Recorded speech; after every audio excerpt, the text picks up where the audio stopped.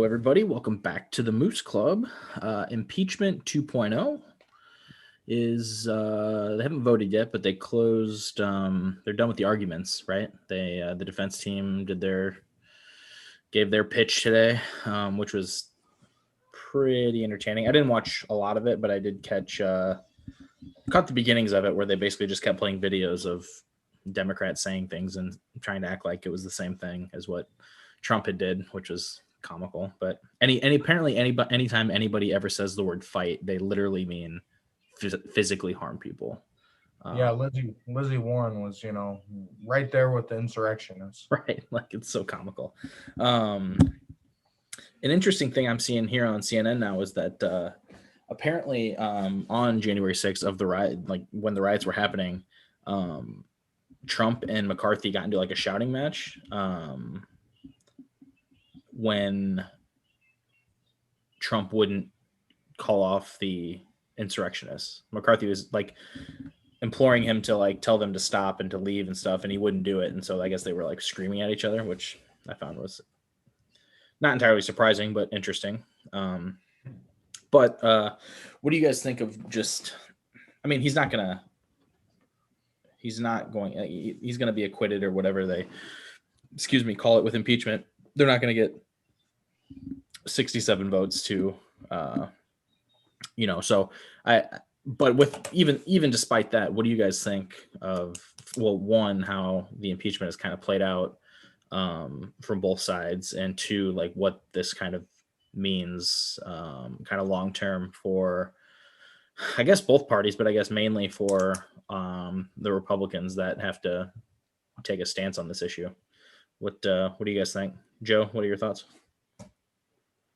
I think everything's gone pretty much to plan so far. I think it's a pretty overwhelming case against Trump. It seemed like today,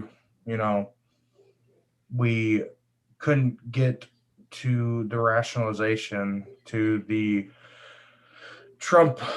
President Trump attorneys that the First Amendment applies to like criminal cases, and this is not a criminal case. This is basically just saying he did not uphold his oath of office. It's a moot point in some respects because we know like the votes aren't going to be there. But once again, it's just the only way you could go about this. Like, they might say they're wasting their time. Sure. In the grand scheme of things, yeah, it probably is wasting your time, but you have to stand against what happened on January 6th. Yeah. And they made an overwhelming case that, and, another thing that they kept arguing about was, oh, the speech this is bigger than the speech. This started from the big lie to him fomenting the whole thing, to him calling up elected officials, trying to get them to change votes, sending out invitations for this rally, telling them to go to the Capitol when he knew damn well that some of them were armed and some of them were coordinated. And why were they going to Congress? They were going there to stop Joe Biden from being elected president. So at what point do you get to the same story of reality and what he did and how he caused it and how he incited it? They did that. Whatever the vote comes of the vote, but they did what they needed to do.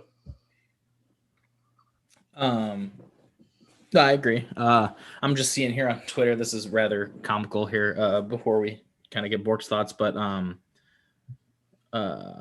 so Trump's lawyer, Vanderveen, I guess, at some point today, had said that this is his worst day in Washington. And Raskin's response back to him was, "You should have been here on January 6th. I mean, how self-unaware do you have to be to say something stupid like that in front of people that were literally minutes away, seconds away from being at least held hostage? Right. Yeah. How can you misread a room that poorly? Right. No, it's pretty remarkable. Bork, what do you think about how the impeachment went and kind of what it means moving forward? I think Joe's pretty much right that I mean, we all knew how this was going to end pretty much. So the fact that he's not going to be, officially, convicted in the Senate kind of thing, like that was never much of I don't know. Maybe some people thought that was a possibility. I don't think anybody was really quite there yet.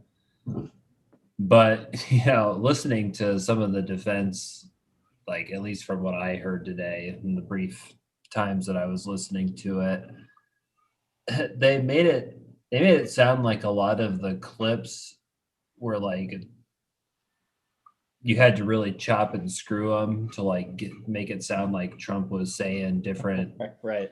making different like insinuations, which like, I mean, don't get me wrong, like that happens to like Trump absolutely. sometimes. Like it's not the first time that's like happened, but to then have like the like the QAnon people that still support Trump, whether how many of them are out there, like those people have like chopped and screwed what he has said to create some sort of like subculture, like ideology out of this. So like to say that, you really have to stretch what Trump says to make these kind of jumps to people doing certain acts is like, well, I mean, I think this was kind of played up one of the days. Like, how played up was just like him saying like, like stand down and stand by,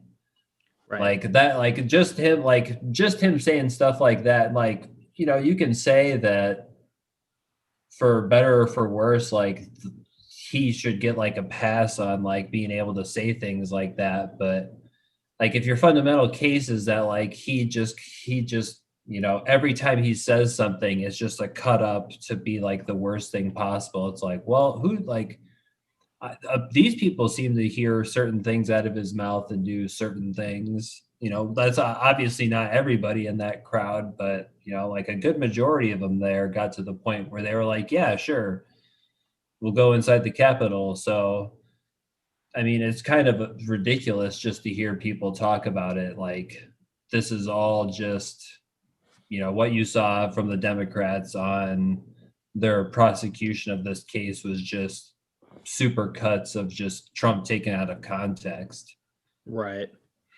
Yeah, it's I think one of the other things that I thought was absolutely incredible is how they're kind of sticking to this line of that Trump didn't know that Pence was in danger on the 6th.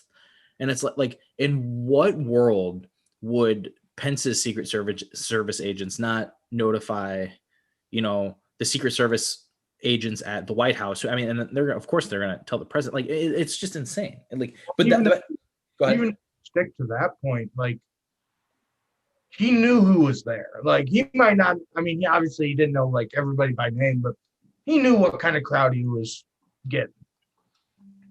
And to have them going towards the Capitol, going into the Capitol, and Mike Pence being there, well, no shit, you're like even if everything fell apart and communication fell apart, still use common sense. Right. Yeah. No, absolutely. Like it's that is just kind of a I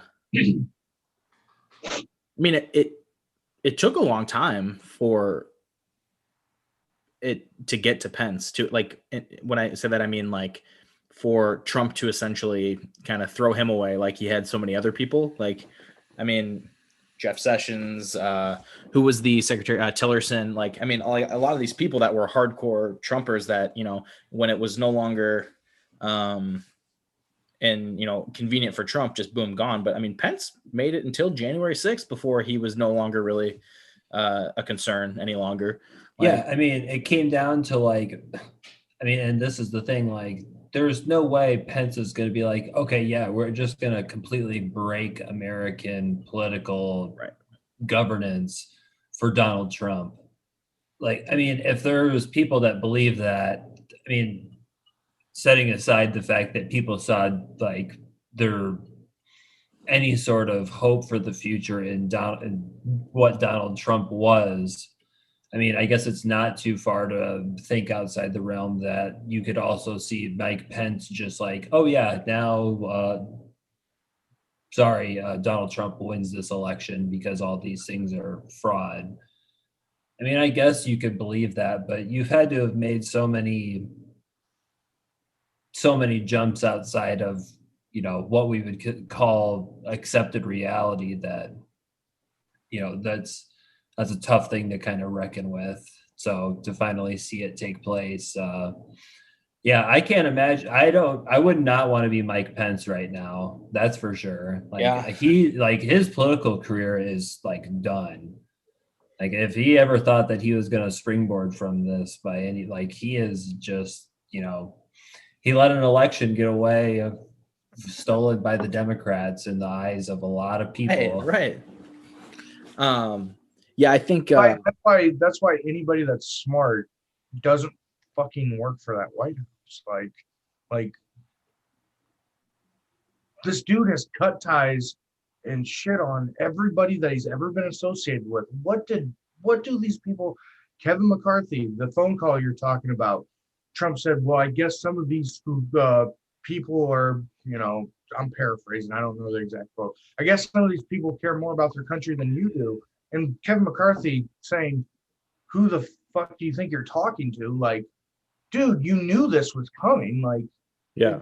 Take a rocket scientist to think like, oh, Trump lost. I'm a Republican in leadership. And if I don't, like, you knew he was going to fight this till the end. So you knew you'd be the fall guy at some point. Right. No, I mean, this was just the culmination of a lifelong narcissist who had always gotten away with everything and gotten what he wanted in business and all this stuff by just fucking people over. And then turns out like that isn't always the case. And like, there was nothing he could do about it. And so then it was just like, it was a temper tantrum essentially, but, well, yeah, we're lucky that he is so like lazy in that regard. Right, yeah. That like, I mean, that's the thing. Like, he's like, excuse me, can someone please give me the election?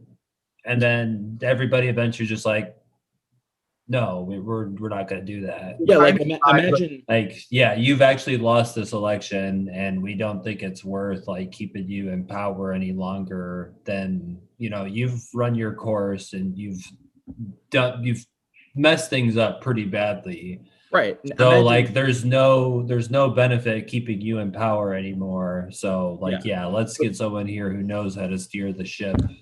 So but they can't really say that.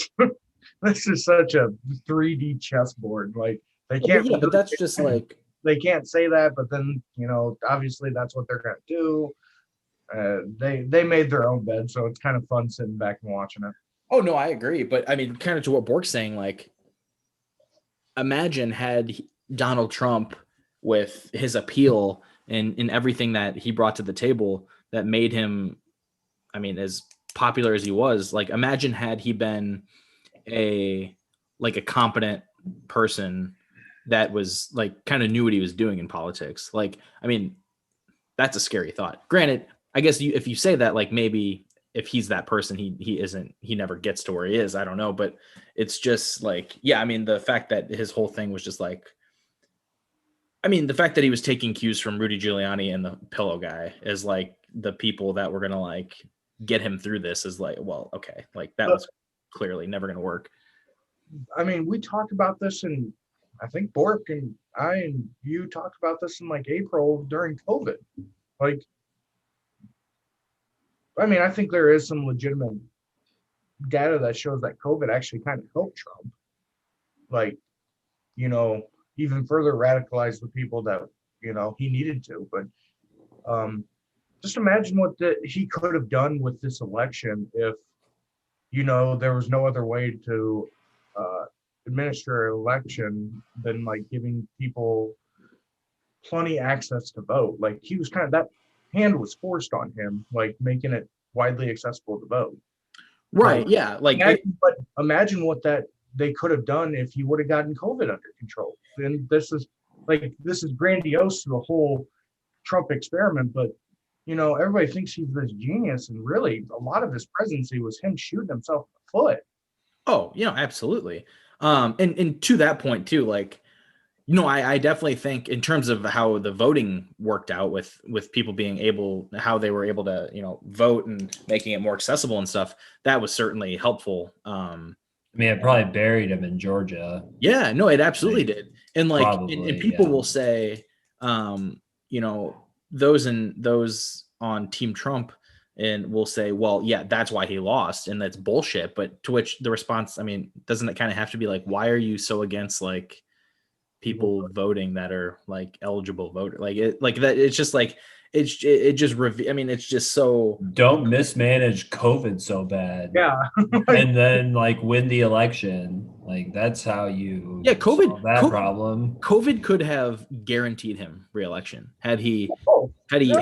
handled it well. And I mean, and like, okay, you can say everything's not his fault, and that's fine. I don't put everything on him, but at the same time, every other country figured out how to deal with this thing in a much, much better way than what we did. So like, nobody's saying he had to like do this incredible, amazing job where like COVID was gone right away. Like, just do a competent job at it. Just do it. Just not one of the worst. Yeah. Just not be the worst at it. Like, yeah. Let's not put one of the worst. Yeah. I mean, I mean, yeah, he could have totally. Not only could he gotten a lot better popularity going into it, but like we know how Republicans have gone the last like 40 years with voting. Like their voting schemes would have been in place instead of having pretty much universal voting. Like, yeah, no, he shot himself in the foot with that. But getting back to like the point of all this is he knew what he was doing. He did what he wanted to do, and he got caught. Like, I mean, yeah, like it's a slam dunk case, and if it was any other time in history, like this would be a slam dunk. See you later. So now with this wrapping up, so I saw today that Nikki Haley basically was like, there's no place in the GOP for Trump anymore, which is, I mean, mightily convenient for her to come out and say now. But she has been removed for a couple of years, so she has to be in a better position as somebody who is considering running than a Ted Cruz or Marco Rubio's done. He doesn't have a chance anyway. But like people like the Nikki Haley's and even somebody like Paul Ryan, if he gets back in, like people who've been removed from this for a while that aren't actually a part of the process right now. Like, do you think they're in a better spot moving forward, or do you think that in 4 years, like there's still going to be a lot of this? The party's going to be largely unchanged, and like you're going to need that. You're going to have to essentially be Team Trump if you want to win the nomination in 2024. I think if Democrats hadn't shown I won't say great, but a lot better ways of organizing, I would say that anybody outside of, that can kind of distance themselves from Trump. But right now with, I think, a coalition that's going to get better for Democrats, depending on, how Biden does, they enact their policies. But any Republican going forward, I would guess, like on a national wide campaign, needs to have the quintessential Trump vote cornered. And I don't think if they go through a primary and somebody that isn't, liked by Trump voters, I don't think Trump voters are going to be those type of people that are going to be like, oh, well, I'll just cut my losses and go with the compromise. Like, I'm going to guess if they don't get somebody they like, they're just not going to vote. Yeah, no, I think you're right about that. I think this is going to be a decades long problem for the Republican Party of just the primaries are gonna be so crazy because it's gonna be the candidates are gonna be so different, and I think it's gonna result in candidates that probably aren't all that strong of a candidate running, winning the ticket. And I think just like you said, I think a lot of them are just gonna stay home and say, "Nah, this is stupid." We said the same thing in 2016, though. So True. Yeah. I mean, yeah. But what do you think, Bork? I mean, obviously the times are a little different, but the circumstances are kind of similar. But we'll see how Tea Party-esque this, like how quickly these people are able to be, they either become their own force like the Tea Party kind of did, and then how quickly that force is like either excised out of the House, probably, maybe occasionally a few Senate seats, probably no Q or too hardcore MAGA people. I mean, depending on what your thoughts on how Hawley and Cruz will end up being from here on out. But I mean, it's easier to see a lot of I think the Democratic Party, given that they already control like the 10 most wealthy districts in America, I think that's a pretty good trend on where things are heading, that the Democrats are going to like pretty much wipe out the GOP in the suburbs. Maybe in a few strongholds they hold, but like I think most, if especially, and then unless you live in just like, Can't even say Georgia anymore. Right, you can't even say Georgia really, but like I don't know, throw out an obviously red state. Like unless you're a senator from those states, like that'll be, and unfortunately that is generally enough to like really gum up the works in the Senate. Right, yeah. So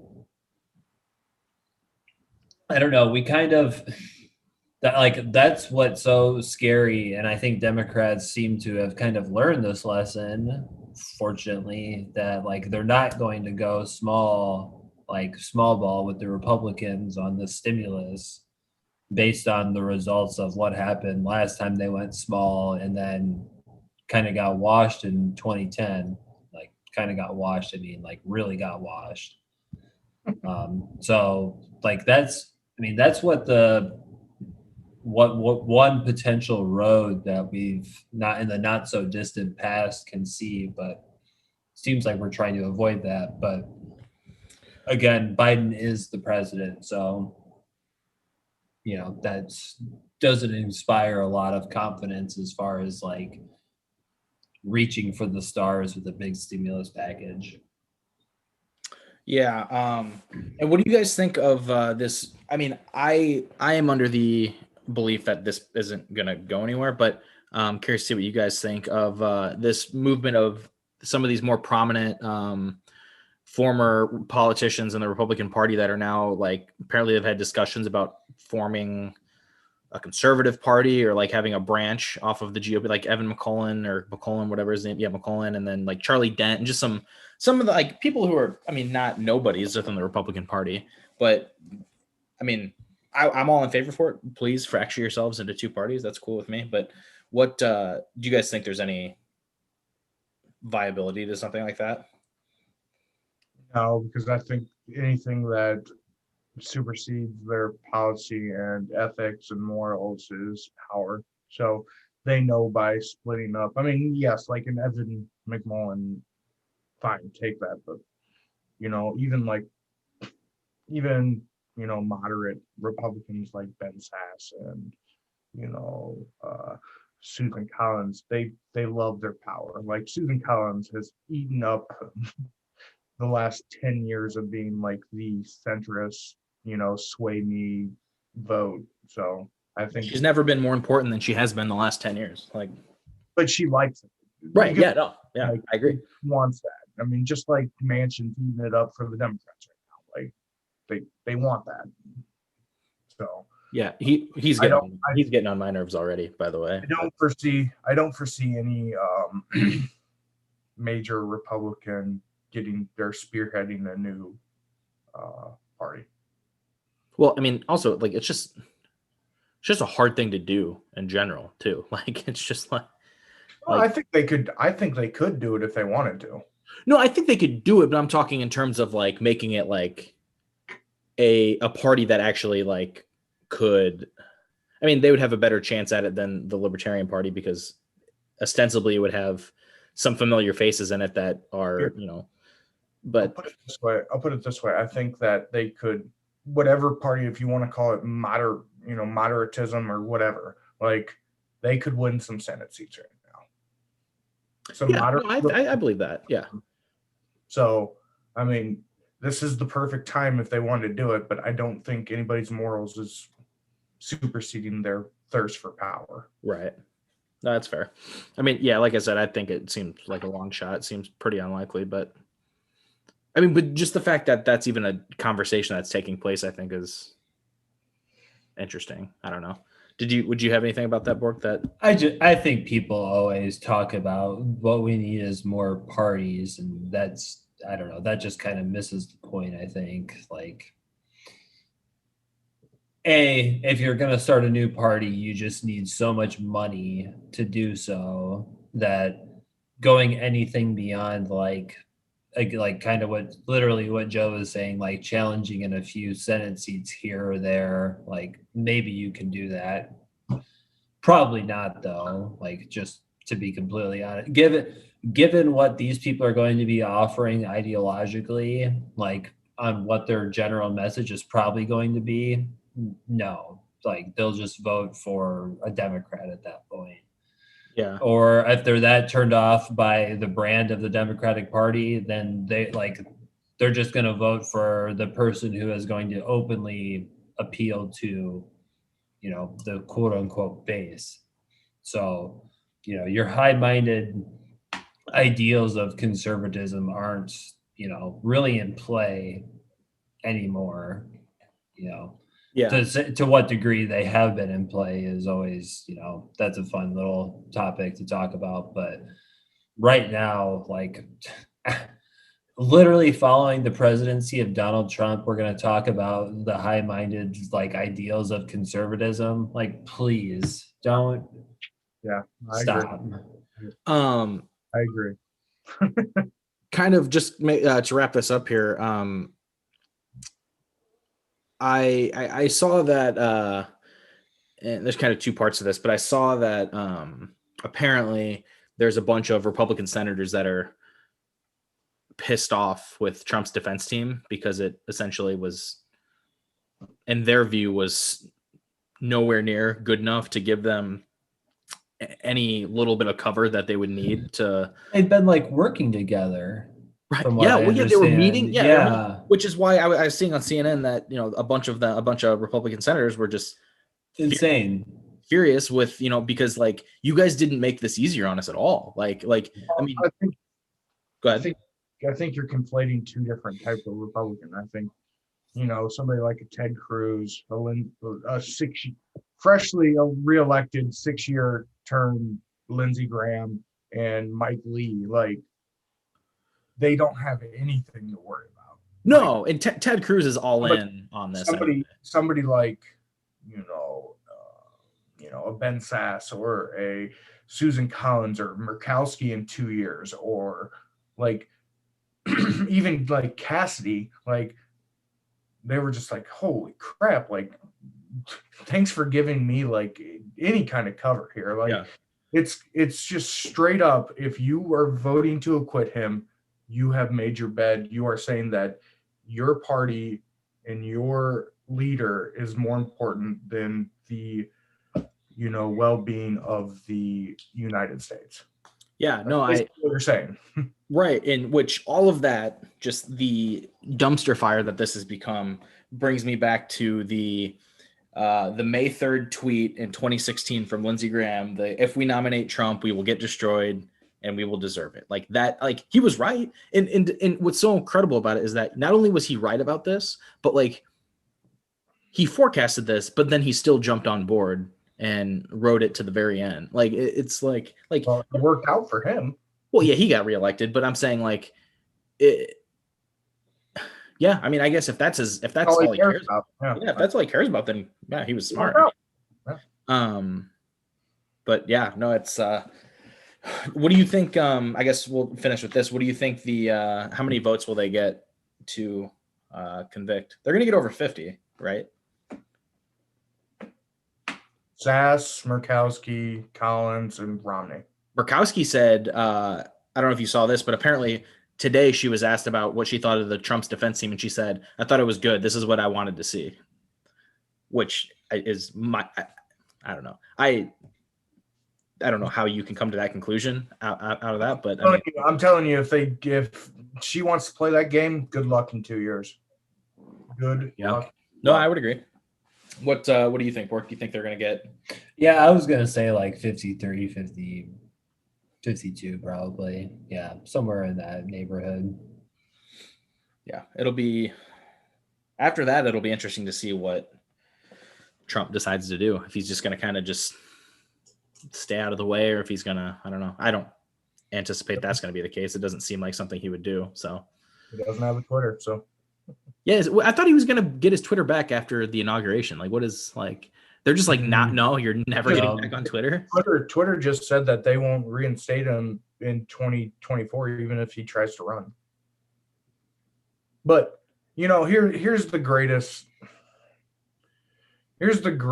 example of our modern day policies is where like social media is being a stronger advocate for rationalization of people than the United States government. It's censorship, Joe. It's censorship. Give the man his Twitter back. God. Pay that man his money. Mm-hmm. Yeah. Anyway, everybody watching, make sure they're at the middle of your screen there. Like, follow, share, subscribe. All of our social media platforms, and then look for us on Spotify and Apple Podcasts. I still need to update add the Apple Podcast logo on there. I'll do that soon. But yeah, and then just be looking out for some of our future episodes. And we kind of have an episode about big tech that's just been kind of sitting around for a while. That maybe we'll release that sometime next week. But yeah, thanks for watching, and we'll talk to you guys soon.